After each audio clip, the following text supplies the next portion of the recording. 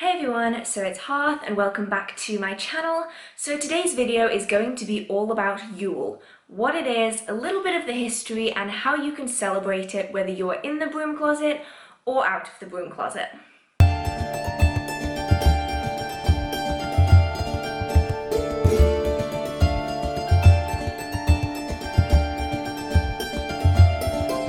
So after Samhain, which is the Wiccan or Witch's New Year, the first celebration you come to is Yule.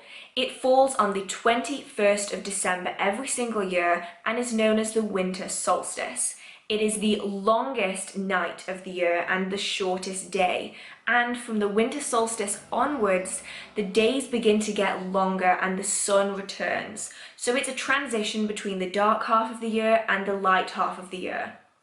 Now, because of this strong solar energy and the impact that it can have on the earth going back thousands of years, you actually find solar celebrations happening around December the 21st, going back thousands of years and across hundreds of different cultures. But the few that I'm going to be talking about today kind of fall into modern pagan tradition.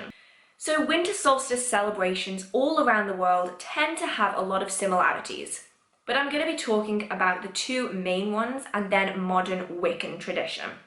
So it's found that in Germanic tradition, especially going back hundreds of years, people would light candles and leave them all around their house. They would also even put candles on pine trees, which probably is not the safest thing to do, but it's something that has been done in the past. And I do believe it's still done now by certain people. The ancient Nordic people would light bonfires. They would have Yule logs. They would also bring trees into their home and decorate them with orb objects to represent the solar energy to help call the sun back into their life. In much more modern tradition, you find that Yule is a large part of the Wiccan celebrations, as it is one of the Wiccan Sabbats. Now, Wiccan tradition is slightly different. It is still connected to solar energy, but it's also the time when the Holly King gives up his throne to the Oak King. It's the transition from the dark, cold half of the year into the lighter half of the year. And it's all about the give and take between the Holly King and the Oak King, going back and forth between power.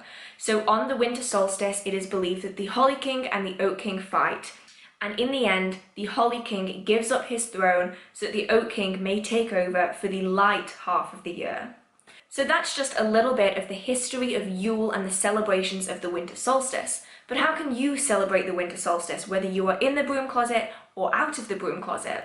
The list that I have contains some that can be done by people in the broom closet and quite a few that can be done with people out of the broom closet. But you can adapt any of these to suit your requirements. So if you can't have an altar or you can't have certain colour candles, you could wear those colours. You could acknowledge the season in your own way. So feel free to play with these ideas and mould them to shape your personal requirements. So, the first thing that you can do if you are in the broom closet is something super simple. Have a Christmas tree.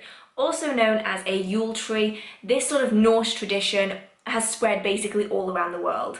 And now it is very traditional to have a Yule tree or a Christmas tree in your home during the end of December.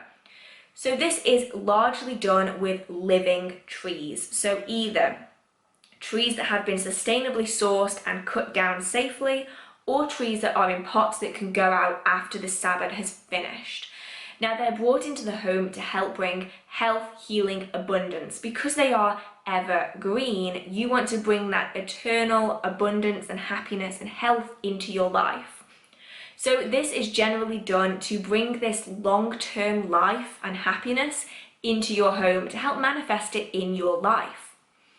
Now, along with this comes a few decorations that are really traditional for Yule, and they are things like orange slices, really good for representing solar energy. After all, Yule is the turning of the wheel into the sunny half of the year.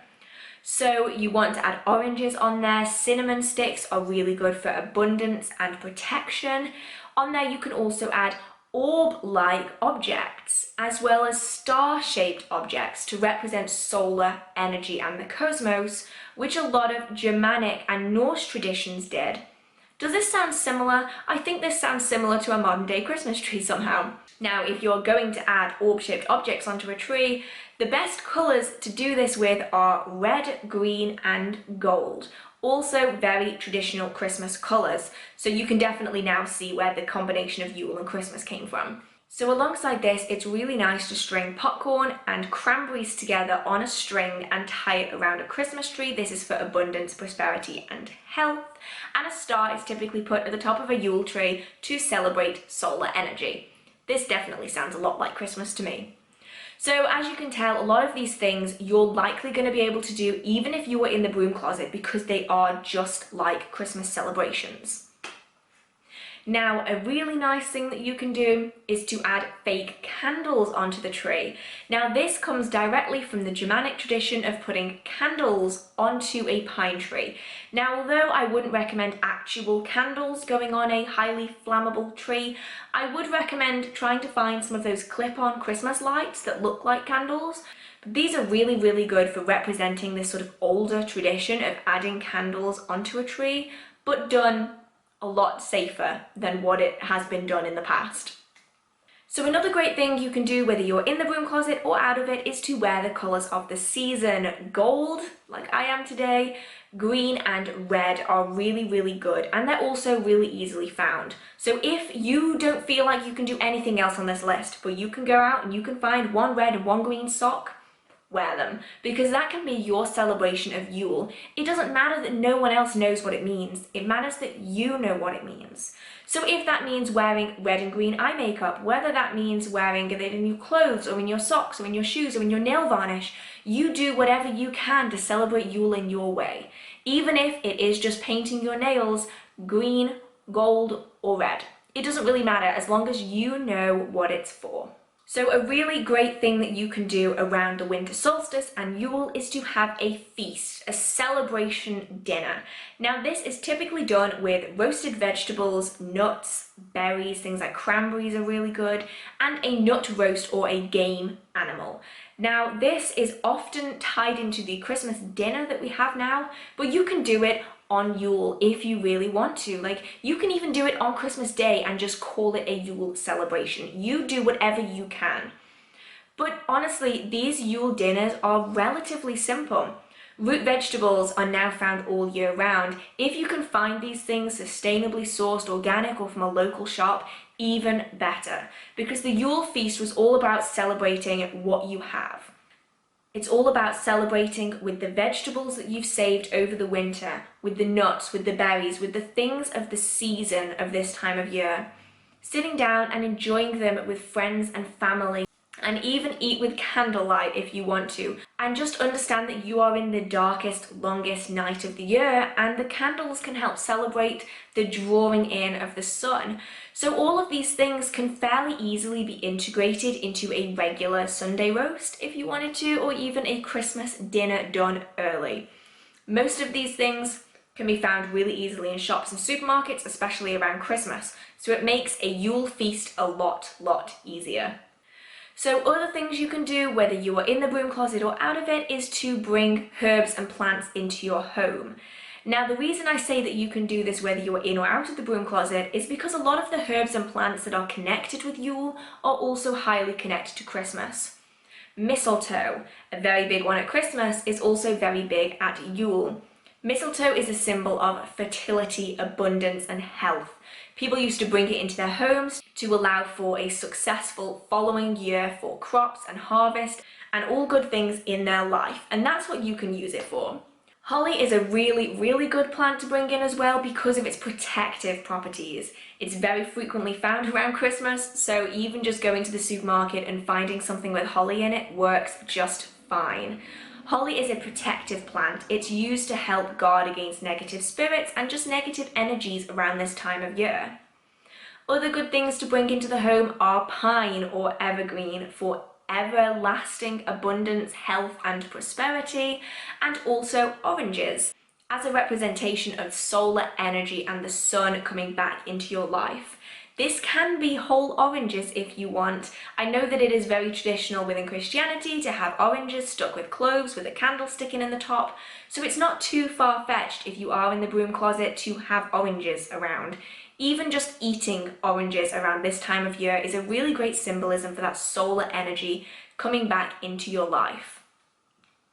Now, alongside this idea of oranges, you can actually tie oranges onto a Christmas tree or a Yule tree to celebrate this solar energy. But another thing you can do is actually tie your wishes for the year to come onto a Christmas tree. Now, I know that not everyone is going to be able to do this, but what I would do if you are in the broom closet is write your wishes on like a little tiny, like not tiny, but like a small piece of paper. Roll it up, tie a piece of ribbon around it, and then tie the scroll onto the back of the Christmas tree. And it's a way of bringing the kind of abundance and prosperity of the pine tree or of the evergreen tree into your wish and allowing it to come true within the following year. So the next set of things are kind of more things that you would need to do if you were out of the broom closet. But of course you can do them if you're in the broom closet if you feel like you can. And there are some things that you can adjust so they are much easier to do within the broom closet. So the first thing is probably the most obvious thing that everyone thought of when they think of Yule celebration, and that is a Yule altar. Now I say this every single time I do one of these Sabbat videos because it is likely one of the easiest ways to adapt for the season. Now a Yule altar doesn't have to be a permanent altar, it can be semi-permanent, it can even be in a shoebox or in a mint tin. You do and you use whatever you can within this time of the year. But things that are very, very traditional to use on a Yule altar are things like red, green and gold candles, a red, green and gold altar cloth, or just one of those colours if you can't have one with all of them in. Symbols of the Holly King and the Oak King, even if this is just a piece of holly and a piece of oak, just to represent that if you are part of the Wiccan tradition, but just pieces of mistletoe and holly and evergreen on your altar can really help represent this time of the year and the season. Other good things are burning candles of the season with your wishes carved into them, anointed with Yule oil or solar oil is really great at this time of year, as well as adding oranges onto your altar, and crystals such as garnet, clear quartz, ruby and bloodstone, as well as snowflake obsidian, are really good for working with Yule energy, and citrine and sunstone are really great for working with solar energy. So there's kind of two ways you can take your altar, whether you want it to be kind of a Yule altar or whether you want it to be a winter solstice altar with the solar energies connected to it. There's a really easy way to define the difference between the two. A solar energy is going to have more of the golds, a lot more of the citrine and the oranges and kind of the frankincense and myrrh, whereas a Yule altar is more likely going to have the reds and the greens, the holly, the oak, the garnet, the clear quartz, the snowflake obsidian, that kind of thing. So you can definitely split the two if you don't want to do both on the same altar. So another great thing you can do, whether you are in both, but it is a lot easier if you are out of the broom closet, is to burn candles and incense for this time of the year.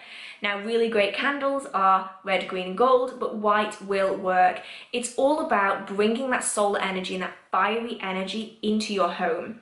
So even just a single tea light candle burning on Yule is a great way to symbolize Yule energy if you can't do anything more. Me, I like to burn a lot of candles, so I'm going to be having a hell of a lot of candles burning on Yule, as well as incense. Now, incense around Yule is really, really nice, especially in frankincense, myrrh, pine or cedar. Now, this is great in loose incense form, but if you aren't able to have loose incense or just don't have access to it, you can find these scents in stick incense form. And if you are in the broom closet and you can still burn things like incense, I would definitely recommend burning some frankincense incense in particular at this time of year. It has such nice energy that it's definitely worth doing. And if you can't do incense, you can also find candles with frankincense and myrrh fragrance. So even if you can just find tea lights in that scent, they are so good for working with Yule and Yule time energies. So if you're in the broom closet or out of the broom closet, you can do some solar energy workings. Now this can be something as simple as sitting down and meditating with the Yule time energy, with some Yule music playing or something. Or it can be something as intricate as doing a solar ritual. Working with the solar energy at this time of year is fantastic because it's all about growing. It's about bringing stuff into your life.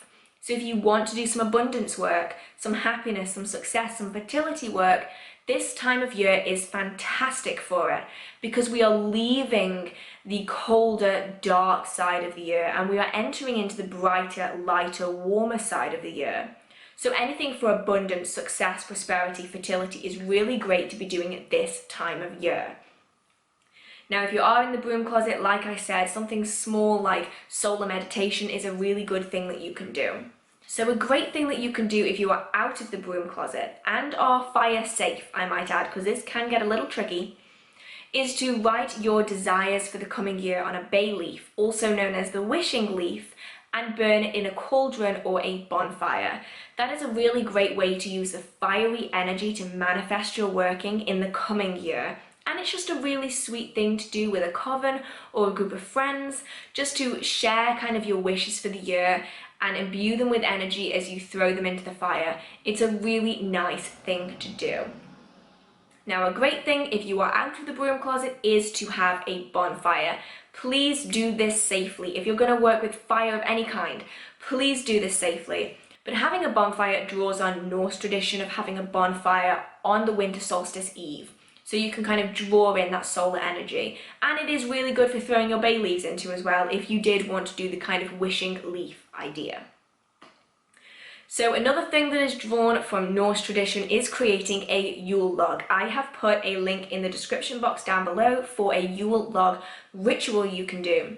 Typically, a Yule log is created earlier on in the season. They are imbued with energy, they have kind of plants and flowers on them, and often they're also doused in a lot of alcohol. And then at the end of the Yule season, you would then safely burn the Yule log, and the ashes are then collected and used for prosperity, abundance, and protection for the rest of the year. So if you can do a proper Yule log, that is really, really great. If you can't, buy a Yule log cake and eat it in celebration for Yule. This is like the best idea ever. You can combine Norse tradition and old pagan tradition with food. That sounds amazing. I'm gonna do that. That sounds delicious. And it's also something you can do if you are in the broom closet.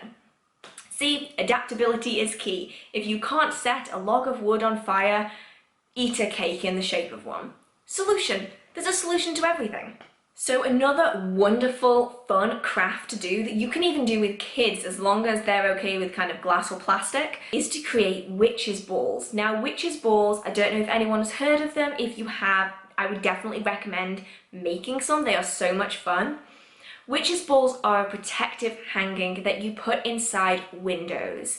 They contain protective herbs, usually within a glass bauble, but sometimes plastic. They have charms inside them, they have little petitions inside them, and like scrolls and ribbons and really nice things, and they're all tied up. And you hang them in the window. And what it's believed to do is that any kind of wandering spirits during this time of the year when it's very dark and very empty and cold, they are repelled by the witch's ball in your window, so you don't have to cleanse your home as frequently because they're not wandering in and out. They're very, very beautiful. You can put them on Yule trees if you want, but they are meant to go in a window. And I would definitely recommend making some if you're interested in kind of being arts and craftsy during this time of year, because they are really beautiful pieces that you can hang in your window all year round if you wanted to, as long as you keep them charged. So I will put some links in the description box below for some ideas for witches' balls because they are so, so beautiful. And lastly, something that you can definitely do whether you're in the broom closet or out of it, especially if you have headphones, is to listen to some Yule music. Now, I don't necessarily mean Yule tide music because that's a very Christmassy thing, but straight up Yule music. I will link some kind of playlists on YouTube down below that I love listening to. And then you can just kind of sit there and listen to some Yule music if you're in the broom closet, or you can blast your house full of Yule music if you wanted to in the lead up to Yule.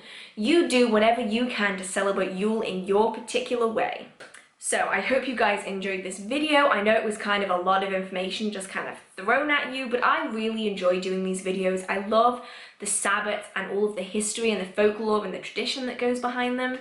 So I hope you guys enjoyed this video. I hope it helps you with your Yule celebrations. Let me know what you're going to do for Yule down in the comment section down below, and don't forget that I've added lots more links of the information and things you can do at Yule down in the description box if you want more inspiration. Now I hope you guys enjoyed this video. If you did, feel free to give it a like and comment down below any videos, ideas that you want me to do. I'm slowly working my way through the list of videos. And also don't forget to subscribe if you want more magical content just like this. So I hope you guys enjoyed the video, and I will see you next Saturday at 6 o'clock. Bye!